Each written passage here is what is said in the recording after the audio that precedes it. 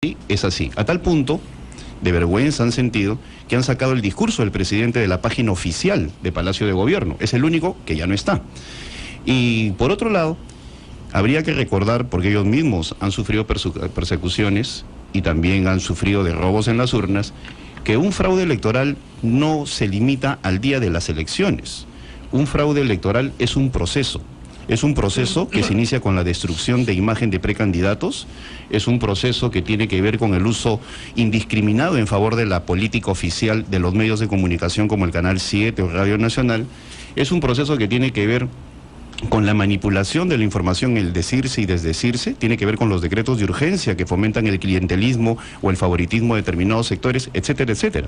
O sea, es preocupante lo que dice el presidente García porque hay un correlato de hechos alrededor de él y por eso es necesario aclararlo, por eso es necesario hacerle un seguimiento, por eso es necesario estar alerta, por eso es necesario que el premier explique a la nación cuál va a ser la posición del gobierno en el futuro y no palabras verdaderamente penosas y generales como las que ayer ha dicho el premier Yehude Simmons. En ese sentido, hay que tomar en cuenta lo que ha manifestado el señor presidente. Don Carlos Tapia, buenos días. Lo que es cierto, más allá de si fue una opinión o no fue una opinión, es que los empresarios y los inversionistas tienen pavor a lo que pueda ocurrir el 2011, y cuando digo pavor es mucho miedo a que Ollantaytamala ingrese al gobierno. Hoy día aparecen declaraciones de Lourdes Flores en las que señala que ella espera que gane Toledo, Luis Castañeda o ella, que son el centro, obviamente descartando tanto a Ollantaytamala como a Keiko Sofía Fujimori, que se supone son los extremos. Ha tomado distancia también del APRA, eso es clarísimo. Entonces yo le pregunto, ¿hay un temor del que ustedes son conscientes a partir de la posición política del nacionalismo, que es la que genera, en todo caso, esta intención del presidente García de darle seguridad a los inversionistas de que Humala no pasará? Lo que estamos totalmente conscientes es que principalmente son los sectores corruptos del país los que tienen temor que Ollantaytamala gane las elecciones del 2011, por lo siguiente, porque generalmente los gobiernos que están ligados a los procesos de corrupción en el país, utilizando el Estado como fuente de enriquecimiento de grupo personal, se preocupan de que el próximo presidente le cubra las espaldas. ¿Y por qué? Porque es muy difícil, pues, investigar y sancionar a un presidente en ejercicio. Tiene que ser un expresidente en otro régimen, en otro gobierno, para poder investigar a fondo la corrupción que hay. Sin embargo, Ollanta no tuviera el apoyo que muchos creemos que tiene en la población,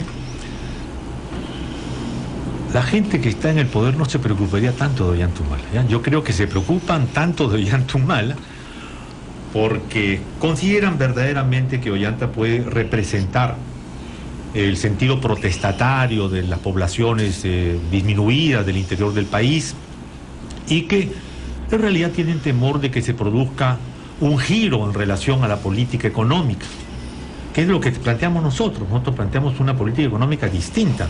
Por eso es que quiero referirme a la cita del presidente García. Mire, el presidente García dice textualmente: en el Perú el presidente tiene un poder, no puede hacer presidente a quien él quiere, pero sí puede evitar que sea presidente quien él no quiere, y lo he demostrado. Primero, habla que en el Perú el presidente tiene un poder. Por lo tanto, no es cierto lo que dice Mauricio, que se refería al año 2006, porque en el año 2006 Alan García no era presidente, pues. Alan García era presidente en el año 1990, ¿no es cierto? Ahora, el segundo argumento que dice el presidente García, lo que pasa es que yo he querido decir que si un gobierno hace políticas en favor del pueblo, el pueblo va a votar entonces defendiendo esas conquistas y no va a votar por alguien que va en contra de esa conquista. En 1990, Alan García terminaba un gobierno de porquería en este país, ¿no es cierto? Era uno de los peores gobiernos de la historia del Perú. Y en cambio, sí incidió y favoreció la elección de Fujimori, atacando a Vargas Llosa. Entonces tampoco es cierto eso. El problema es que es el presidente tiene un poder. ¿Cuál es el poder del presidente? No es que salga y opine. Primero, controla la DINI. La DINI era el CIN anterior. Controla la Dirección General del Gobierno Interior, todos los tenientes gobernadores, todos los gobernadores. Tiene peso en el aparato estatal y por lo tanto utiliza ese poder que dice Alan García. El presidente tiene un poder y lo utiliza para evitar que uno salga, ¿no es cierto? Y acá hay un elemento que nadie ha pensado.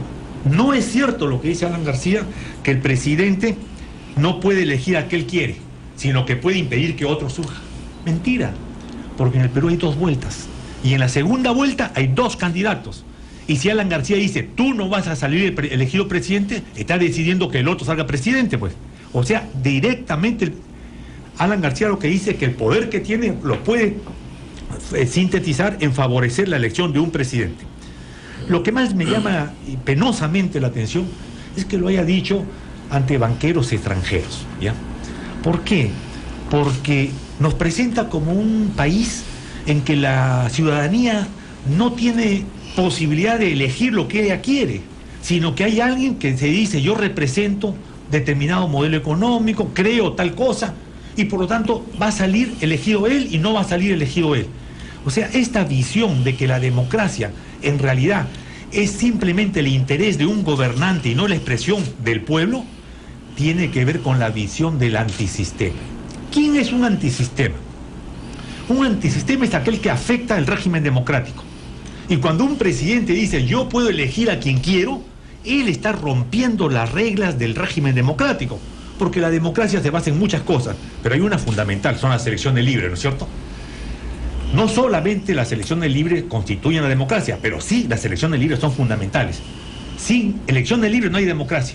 Y cuando un presidente dice, yo puedo decidir el resultado electoral, en realidad se postula como el antisistema, una cosa curiosísima, ¿ya? El antisistema, que es el que está deformando el régimen democrático, acusa a otro, entiendo que es Ollantaytamala, que, cuidado, que él no puede llegar al poder porque no va a permitir que las políticas que se basan en el mercado fracasen. Perdón, para terminar, miren, ha salido un pronunciamiento hace poco, firmado por Jürgen Schulz, ¿no es cierto? Baldo Cresalja, Félix Jiménez, intelectuales y economistas de mucha importancia, y que dicen que el TLC con Chile tiene problemas que debían ser revisados. A tenor de lo que dice Alan García, esas personas, esas posiciones afectan el proyecto económico y por lo tanto no pueden su representación política ganar la presidencia. Y francamente que es un autoritarismo y una barbaridad, ¿no? Es verdad que no ha hecho un acto delictivo. Es verdad, nadie lo acusa de que ha violado a una niña de 7 años, ¿no es cierto? Pero ¿cómo se llama? Pero como responsable, alto dignatario de la nación, representante de todos los peruanos, que diga estas cosas, es un gravísimo error político y mancilla el régimen democrático del Perú.